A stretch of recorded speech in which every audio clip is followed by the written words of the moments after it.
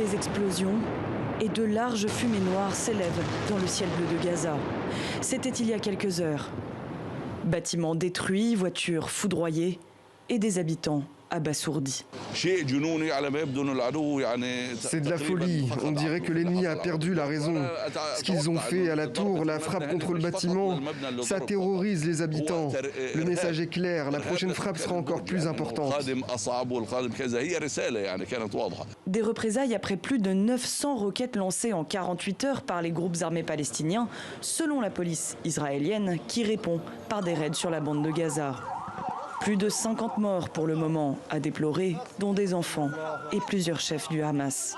Les premiers enterrements ont eu lieu dans la journée, suivis d'une grande marche funéraire en hommage aux victimes. Côté israélien, des morts aussi, au moins 5, et des dizaines d'autres blessés, selon les autorités. Les violences se sont étendues également à plusieurs localités mixtes, à Lod notamment, où l'état d'urgence a été décrété, mais aussi à Haïfa, Ramla et à Jérusalem-Est. C'était une nuit terrifiante. J'ai des amis qui habitent encore plus proche de Gaza et qui sont habitués à cette réalité. Pourtant, eux aussi ont eu très peur. Israël est attaqué de toutes parts. C'est une situation très préoccupante.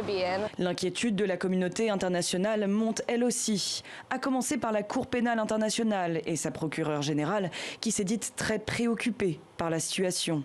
L'Union européenne, le Royaume-Uni, la France sont appelés au calme dans le sillage des Nations unies. Cette escalade de la violence doit cesser immédiatement. Les Nations unies sont actuellement en train de travailler avec toutes les parties pour désamorcer la situation urgemment. Une journée sans aucun signe d'apaisement. Israël et le Hamas se dirigent-ils vers une guerre à grande échelle? Selon l'émissaire de l'ONU au Proche-Orient, il n'y avait pas eu de telles tensions depuis 2014.